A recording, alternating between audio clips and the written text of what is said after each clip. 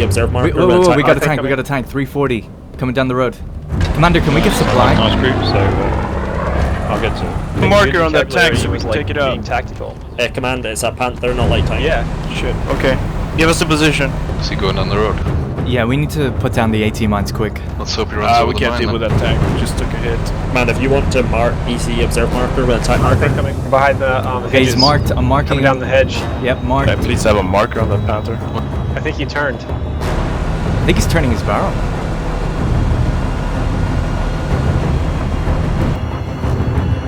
Got him marked. Check the observe marker, guys. Everyone stay the fuck back. If he sees us, we're done. Hey, get Got him! Nice. Awesome. Another mine. Hello everyone, today we're jumping back into Hell Let Loose to look at its first update, cleverly called Update 1, which features a new map, Utah Beach, as well as a bunch of smaller changes and fixes. So the game has been out for just over a month now, so I thought it'd be a good idea to check in with it, discuss the current state of the game, progress that's being made, the future, and whether or not it's worth your time. So first up, let's take a walk around the Utah Beach map. So Utah Beach has the US forces, different HQs deploying out on the shoreline itself, and the Germans a bit further back in more open farmland. The map is essentially two large areas divided by a road with sporadic village coverage either side.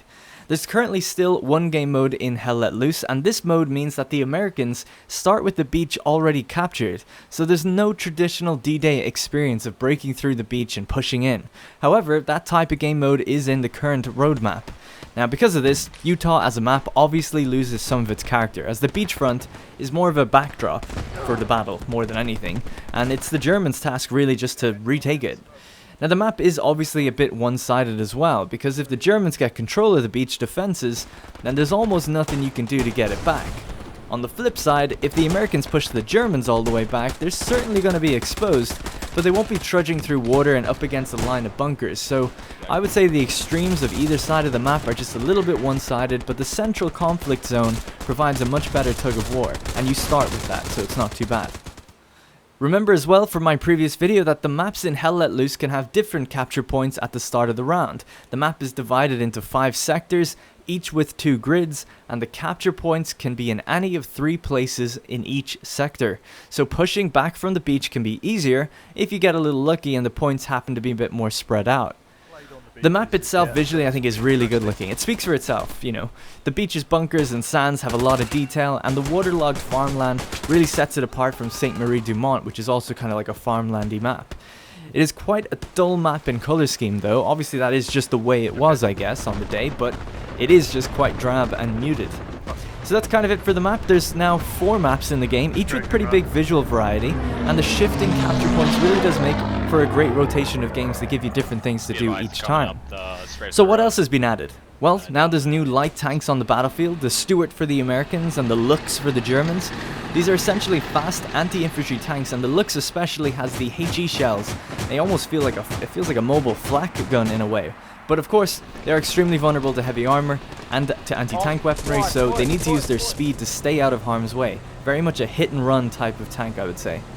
Now, I haven't actually driven one of these myself in a battle, I've just done it for testing, but I've come up against them on both sides, and in their current format, they seem to get taken out really quickly in a lot of cases, but they do often have really reckless drivers. I think generally speaking, though, they are a good addition for variety, and they can do flanking runs and cause panic much quicker when they just suddenly show up out of nowhere, so they definitely do play a good role on the battlefield.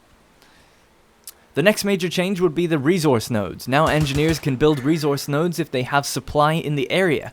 So this means a commander needs to drop supply in, or a support class needs to provide it, and then the engineer can build a node. And this will give the commander resource points that they can use to call in bombing runs, strafes, supplies, and things like that.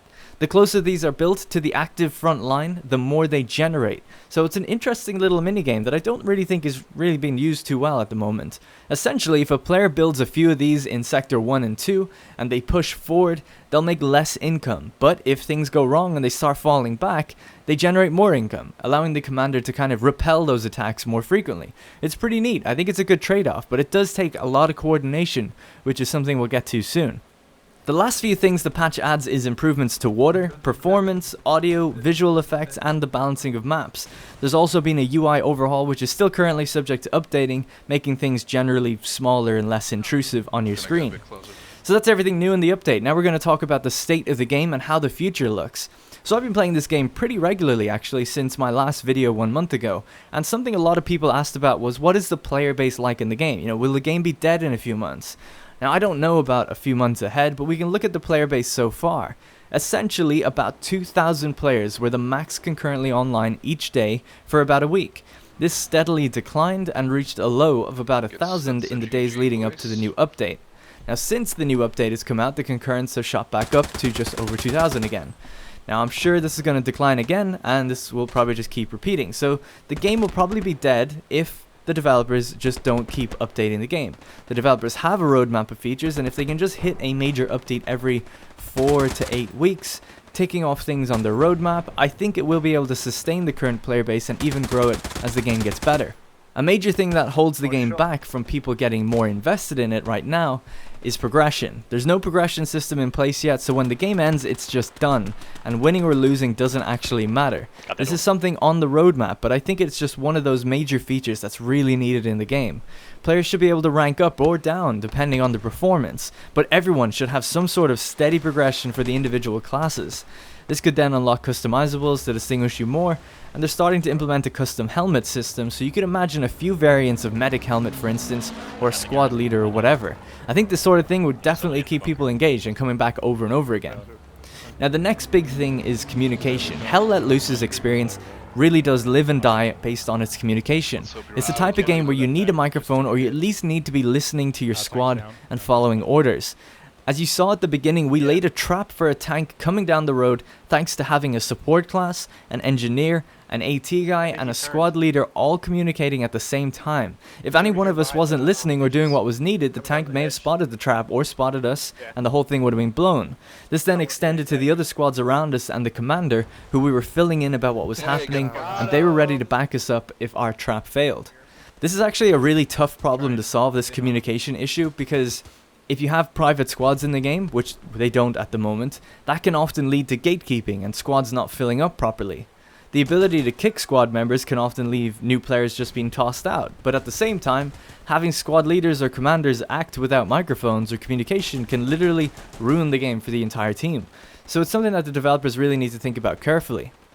I personally think that a vote to demote should exist for the commander, where the person isn't kicked out of the game but just removed from their commander position, and this vote should only be available to the squad leaders.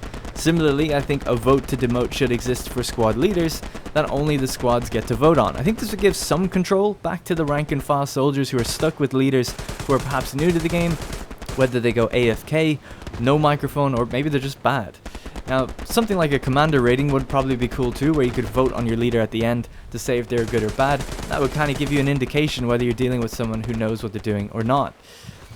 The only other immediate issue in the game for me at the moment is movement. It seems especially prevalent on the Utah map, probably just because it's the newest map, but you get stuck on small things in the map that are like a foot off the ground, and vaulting is an extremely slow and rigid animation.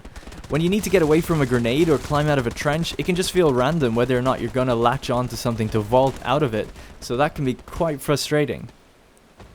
Other than those things, the game is really enjoyable. We've had some really close games where we're pushed all the way back, we rallied together and we pushed them all the way back to the other side of the map. Really good tug of war is happening in the game. It can feel really rewarding and fun to do so, despite there actually being no rewards in it, which I think is a really good sign for the raw gameplay. Now, as I've said before, when you're in a squad that's talking, even just a little bit, the game is so much more fun. Since playing, I've become more familiar now with the maps since my last video, and something I never mentioned was the close quarters fighting and interiors of buildings. On Foy in particular, the street-to-street fighting is probably my favorite thing in the game. Clearing out buildings and trenches is really slow going, but it is a lot of fun. Smoking them out, tossing grenades in, and then fighting in the interiors. I think that's what makes it extra immersive, is the fact that the interiors are fully decorated. It makes the place really feel more alive. So that's kind of it for my recent experiences with the game. Update 1 is a great first step, nice and quick after the release of the game, and if they can keep up that momentum every 1 to 2 months with some substantial changes, then I think the game will grow and get even better. The current roadmap says they plan out 12 months of early access with updates every 6 to 8 weeks. And on the map we have things like bullet penetration, new vehicles, better movement and animations, flamethrowers, stat tracking, new maps, and a bunch of ongoing tweaks and improvements. Having that roadmap there I think is really important for the game right now, but they are tackling things almost randomly. It'd be great to actually see a linear roadmap of what they immediately plan next. And before I go, I want to remind you that if you want to get more involved with Republic of Play, we have a Discord for chatting and organizing multiplayer games, including Hell Let Loose. If you want to help support the channel, Patreon is really what's helping me keep just about afloat right now, so I really appreciate people who are over there. And you can follow me on Twitter and Facebook to never miss a video. Thank you very much for watching, and I'll see you in the next one. Whoa, where's the grenade? Oh, here. Woo-hoo!